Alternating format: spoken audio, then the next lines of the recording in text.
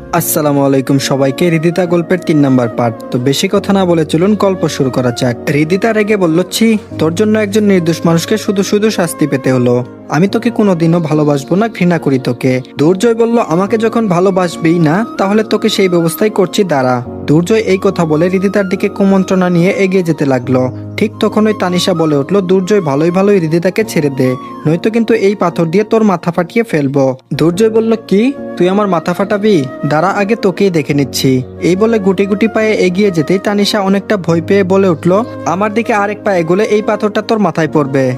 তানিশা ভয়ে কান্না করার অবস্থা প্রায়। ব্যাস, দুর্জয় তানিশার কোনো কথাই কর্ণপাত না করে তানিশার দিকে যেতেই দুর্জয়ের চোখে সজোরে পাথরটি আঘাত করতেই দুর্জয় চোখ ধরে মাটিতে বসে পড়ে। এই সুযোগে হৃদিতা আর তানিশা সেখান থেকে পালিয়ে গিয়ে দ্রুত প্রিন্সিপাল স্যারের কাছে গিয়ে দুর্জয়ের নামে নালিশ করেন। ফলে প্রিন্সিপাল স্যারও দুর্জয়ের নামে আইনগত ব্যবস্থা গ্রহণ করেন। সেদিন হৃদিতা কিংবা তানিশা তাদের দুইজনের একজনেরও শিক্ষা সফরে কোনো আনন্দ উল্লাস করতে পারেনি। তাদের দুইজনেরই ভুল ভেঙেছে। হৃদিতা তো কান্না করে তানিশাকে বলে ফেললো, তানিশা বিশ্বাস কর, আমি সত্যি এসব জানতাম না, জানলে কখনো তোর ভাইয়ের সঙ্গে এমনটা করতাম না। তানিশা বলল, এখন এসব বলে কি হবে? আমিও তো তোর পক্ষ নিয়ে আমার ভাইকে অনেক অপমান করেছি। বোন হয়ে যে কথাগুলোকে ভাইকে বলা যায় না সেগুলোও বলেছি। হৃদিতা অনুরোধের স্বরে তানিশাকে বলল, তানিশা তুই কি পারবি না তোর ভাইকে একটু বুঝাতে? তানিশা বলল, কি বুঝাবো বল? ওই দিন যে কথাগুলো বলেছি এরপর থেকে আমার সঙ্গে কথাই বলে না। আগে তো ওর জ্বালায় বাড়িতে শান্তি মতো বসতেই পারতাম না, কোনো না কোনো বিষয় নিয়ে দুষ্ট মিষ্টি ঝগড়া লেগেই থাকতো। কিন্তু ওই দিন এসব বলার পর আমার সঙ্গে কথা বলবে তো দূরের বিষয়, আমি যেখানে থাকি সেখানের আশেপাশেই থাকে না। এখন তো আমারই খারাপ লাগছে, কোন মুখ নিয়ে তাকে ছড়ি বলে সবকিছু সমাধান করে নিব। হৃদিতা বলল, আচ্ছা আমার সঙ্গে কি তোর ভাইকে গিয়ে একটু দেখা করিয়ে দিতে পারবি? আনিশা বলল, আমার মনে হয় না ও তোর সঙ্গে দেখা করবে। তাছাড়া আমি তো ওকে ছোট থেকেই চিনি।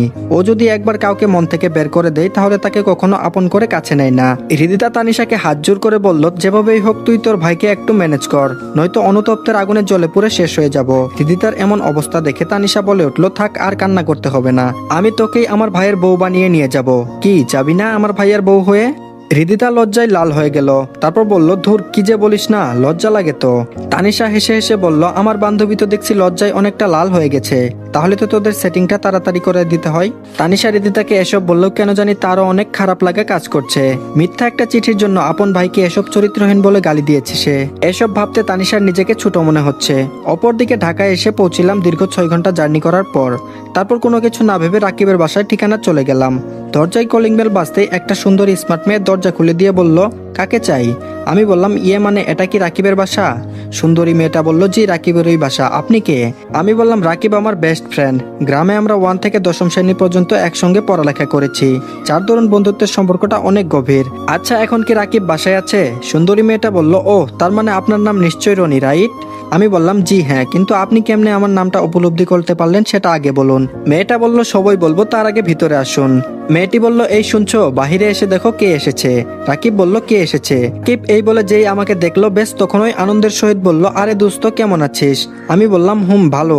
সেই যে গ্রাম থেকে এসে পড়লি, কই একদিনও তো ফোন দিয়ে খোঁজখবর নিলি না? রাকিব বলল, সরি দোস্ত, ভুল হয়ে গেছে।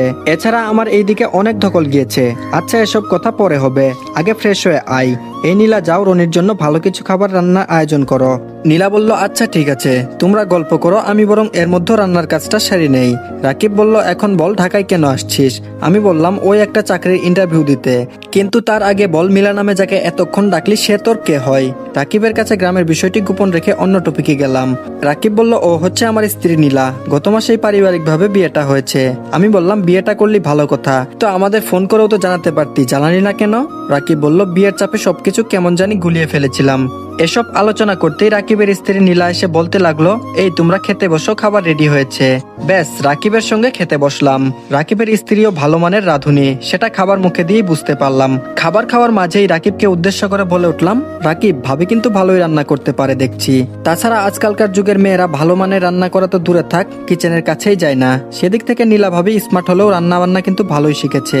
রাকিব বলল, আর বলিস না, দিনে 1000 রকম আইটেম খাবার রান্না করে খাওয়ায় আমাকে। তাছাড়া নীলা রান্না বান্না করতে অনেক ভালোবাসে, এর জন্য তো নীলা রান্নার খাবারে এতটা জাদু।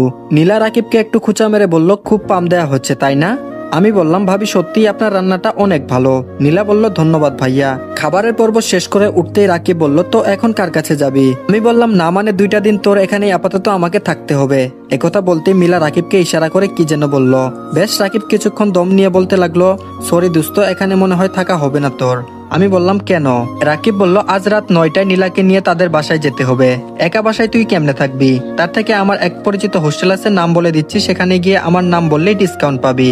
রাকিবের কথা শুনে এবার বুঝতে পারলাম প্রকৃতপক্ষে সে আমাকে বাসায় আশ্রয় দিতে নারাজ, কিন্তু আমার মুখের উপর না করতে পারছে না দেখে আমাকে এখান থেকে তাড়ানোর একটা বাহানা বানাচ্ছে, সেটা রাকিবকে দেখেই স্পষ্ট বোঝা যাচ্ছে। এসব আনমনে ভাবতে ভাবতে রাকিব বলে উঠল, কিরে কি ভাবছিস? ওখানে কোনো সমস্যা হবে না। রাকিব বলল আমি ফোন করে সব ঠিক করে দিচ্ছি, তুই বরং সেখানেই চলে যা। রাকিবের আচরণ দেখে কেমন জানি নিজেকে অসহায় লাগছে। মুখের উপর না করতে পারছে না দেখে বাহানা ধরে আমাকে তাড়াচ্ছে। না, এখানে থাকতে হয়তো ওদের সমস্যা হচ্ছে, বরং আমি এখান থেকে এখনই চলে যাই। এসব ভেবে রাকিবকে উদ্দেশ্য করে বলে উঠলাম, না রে দোস্ত, সেটা আর প্রয়োজন হবে না, ভালো থাকিস, চললাম। মন খারাপ করে ব্যাগটা হাতে নিয়ে দরজার সামনে যেতেই ব্যাগে রাখা চেনটির কথা মনে পড়ে গেল। এই চেনটা হৃদিতাকে দিবার জন্য অনেক শখ করে কিনেছিলাম, কিন্তু ভাগ্যের কি নির্মম পরিহাস, সেই সুযোগ আর আমার হলো না। ব্যাস দরজার ওখান থেকে আবার ফিরে নীলা ভাবির কাছে গিয়ে দাঁড়াতেই রাকিব জিজ্ঞেস করে উঠল, কিরে কিছু বলবি? আমি বললাম না তেমন কিছু না, এই চেনটা ভাবিকে দিতেই ভুলে গিয়েছিলাম, তাই দিতে আসলাম। তাছাড়া আমার কোনো প্রিয়জন নেই যে তাকে চেনটা দিব, তাই ভাবিকেই দিচ্ছি। চেনটা নীলার হাতে দিয়ে চলে আসতে যাব, এর মধ্যে নীলা আমাকে উদ্দেশ্য করে বলে উঠল, ভাইয়া দাঁড়ান। আমি বললাম হ্যাঁ বলেন। নীলা বলল, ভাইয়া আপনি চাইলে যতদিন খুশি ততদিন থাকতে পারবেন, আমাদের কোনো সমস্যা হবে না। নীলার এমন কথায় কেমন জানি একটা শক খেলাম। কিছুক্ষণ আগে রাকিবকে ইশারা করে এখানে থাকতে মানা করলো, আর এখন আমাকে থাকতে বলছে, কি আজব একটা ব্যাপার। তারপর রাকিব ও নীলার সঙ্গে বলে উঠল, দোস্ত নীলা যখন বলছে তাহলে তোর যতদিন খুশি থাকতে পারিস, আমার কোনো অসুবিধা নেই। আমি বললাম, না রে দোস্ত, সেটা আর লাগবে না, ঢাকা শহরে আমার থাকার জায়গার অভাব হবে না, কোথাও না কোথাও জায়গা হবে, আসি, ভালো থাকিস। এই বলে রাকিবদের বাসা থেকে বের হয়ে আসলাম। ঘড়িতে লক্ষ্য করতেই বুঝলাম রাত প্রায় 11টা বাজতে 9 মিনিট বাকি। এমন সময় রাস্তায় একাই হাঁটছি আর রাকিবের কথা ভাবছি। গ্রামে থাকতে কতই না বন্ধুত্ব ছিল, আর এখন বাসায় এসে যেই থাকার কথা বললাম অমনি তার রং পাল্টালো। এরা শুধু স্কুল কলেজ লাইফেরই বন্ধুত্ব থাকে, এরপর তাদের কোনো উপকারেই পাওয়া যায় না। রাকিবের বাসায় না গিয়ে যদি অন্য কোথাও যাইতাম তাহলে ভালো হতো, শুধু শুধু মনটা খারাপ হয়ে গেল। এখন ফুটপাতে থাকা ছাড়া আর কোনো উপায় নেই। যার আশা করে ঢাকাতে আসলাম সেই যেরকম রিয়েক্ট করলো তা আমি স্বপ্নেও ভাবিনি। এসব ভেবে আনমনে রাস্তা হাঁটতেই হঠাৎ একটা বৃদ্ধ লোক দৌড়ে এসে আমার কাছে এসে বলতে লাগলো, বাবা আমার মেয়েটাকে ওই বখাটের হাত থেকে বাঁচাও প্লিজ। বৃদ্ধ লোকটির কথাটি শুনে কোনো কিছু না ভেবে বৃদ্ধ লোকটির সঙ্গে যেতেই কিছু দূরে লক্ষ্য করলাম দুইটা বখাটে মেয়েটার শরীরে হাত দিতে যাচ্ছে, কিন্তু মেয়েটা তার হাত বারবার সরিয়ে দিচ্ছে। এই দৃশ্য দেখে নিজেকে সামলাতে পারলাম না। এক পা সামনে এগোতে মনে হতে লাগলো আমি তো একা ওদের সঙ্গে লড়াই করতে পারবো না, তবে কিছু একটা দিয়ে তাদের আঘাত করতেই হবে, তবে না মেয়েটাকে ছাড়তে বাধ্য হবে। এসব ভাবতেই বৃদ্ধ লোকটি বলল, বাবা প্লিজ আমার মেয়েটাকে বাঁচাও, নয়তো এই নরপশুর কাছ থেকে আমার মেয়েটা রেহাই পাবে না। আশেপাশে কিছু একটা খুঁজতেই দোকানে রাখা একটা লাঠি পেয়ে গেলাম। সেটা নিয়ে দ্রুত সেখানে গিয়ে কোনো কথা না বলে পিছন দিক থেকে দুই বখাটেকে মারতেই একটার মাথা ফেটে রক্ত ঝরতে লাগলো, আরেকটা দেখেই ভয় পেয়ে দৌড়াতে লাগলো। কিন্তু এক বখাটে আমার কাছ থেকে রক্ষা পায়নি, তাকে লাঠি দিয়ে আরো কয়েকটা আঘাত করতেই বৃদ্ধ লোকটি বলে উঠলো, বাবা এবার ওকে ছেড়ে দাও, নয়তো মরে যাবে। আমি বললাম, না আঙ্কেল, ওকে পুলিশের হাতে তুলে দিব, এদের ছাড় দিলে রাস্তাঘাটে আরো বখাটেগিরি করবে। বখাটেটি আমার পা জড়িয়ে ধরে বলল, ভাই প্লিজ আমাকে আর মাইরেন না, আমি আর জীবনে কোনো মেয়ের দিকে তাকাবো না, তারপরও আমাকে পুলিশের হাতে তুলে দিবেন না প্লিজ। মেয়েটি কান্না করে করে বলল, না ভাইয়া, ওকে ছাড় দিবেন না, আজ আপনি আমাকে না বাঁচাতে আসলে কাল সমাজে আমি মুখ দেখাতে পারতাম না, সুইসাইড করতে হতো আমাকে। আমি বললাম, কি বললো শুনলি তো, এখন তোকে কোনো ছাড় দেওয়া চলবে না, তোকে পুলিশের কাছেই রাখতে হবে। বেশ, আমার কথা শুনে বৃদ্ধ লোকটিও বলল, বাবা একটু অপেক্ষা করো, পুলিশকে ফোন করে জানিয়ে দিয়েছি, তারা আসতেছে। কিছুক্ষণের মধ্যেই পুলিশ এসে সেই বখাটেকে ধরে নিয়ে গেল। তারপর আঙ্কেলকে নিয়ে একটা প্রাইভেট কারে এসে নিয়ে গেল। গাড়ি দেখে বুঝতে পারলাম আঙ্কেলটি অনেক বড় লোক। আঙ্কেল যদিও আমাকে জিজ্ঞেস করছিল যদি সমস্যা হয় আমাকে জানিও, এই হলো আমার ভিজিটিং কার্ড। প্রতি উত্তরে বলেছিলাম অবশ্যই আপনাকে জানাবো। বেশ, রাতটা ফুটপাতে নির্ঘুম কাটিয়ে দিতে হচ্ছে। এখন কাকা কাকিমা ছাড়া যে বাস্তবতা কত কঠিন তা এখন হারে হারে টের পাচ্ছি। গ্রামে যে ফিরে যাব সেটাও সম্ভব না।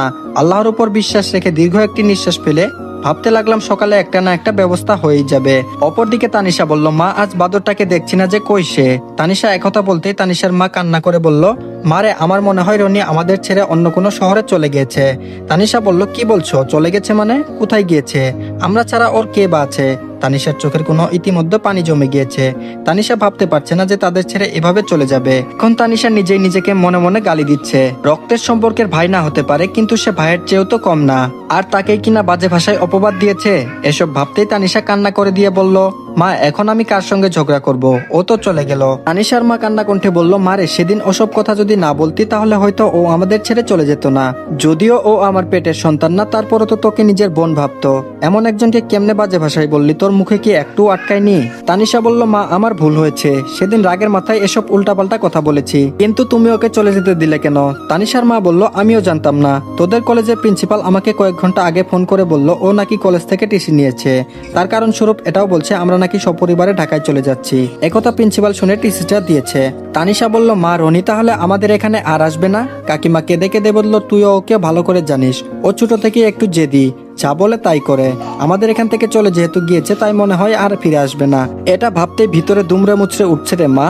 এদিকে হৃদিতাও অনেক আগ্রহ নিয়ে বসে আছে কাল কলেজে গিয়ে সব ভুল বুঝাবুঝি ভেঙে রনিকে প্রপোজ করবে। কিন্তু হৃদিতার মাথায় একটা চিন্তায় বারবার খেলছে, ও কি আমাকে ক্ষমা করে ভালোবাসতে পারবে নাকি রিজেক্ট করবে? না না, এমন কিছুই হবে না। যে ছেলে আমার পিছনে 2 বছর পরে থাকতে পারে তাকে আমি যদি আগ বাড়িয়ে প্রপোজাল দিই, সে তো আমাকে ফিরিয়ে দিতে পারবে না। হৃদিতা আনমনে ভেবে কিছুটা আনন্দিত হয়ে উঠল। বেশ, এর মধ্যে তানিশার কোলে হৃদিতার ফোন বেজে উঠল। হৃদিতা ফোনটা রিসিভ করে বলে উঠল, তোর ভাইকে কি ম্যানেজ করেছিস? তানিশা বলল, কিছুই ম্যানেজ করতে পারিনি রে, তার আগেই সব শেষ হয়ে গেল। এই বলেই তানিশা কান্না করে উঠল। তানিশার কান্না শুনে হৃদিতা কিছুটা ভয় পেয়ে বলে উঠল, তানিশা বাসায় কিছু হয়েছে, কান্না করছিস কেন? তানিশা বলল, রনি আমাদের বাসা ছেড়ে চলে গিয়েছে, আর কোথাও কার কাছে চলে গেছে কিছুই বলে যায়নি। কলেজ থেকে ও টিসি নিয়ে ফেলেছে। এখন নিজেকে খুব অপরাধী মনে হচ্ছে রে। সেদিন যদি ওসব বাজে কথা না বলতাম তাহলে হয়তো আমাদের ছেড়ে চলে যাইতো না। সরি রে, তোদের দুইজনকে আর মিলিয়ে দিতে পারলাম না।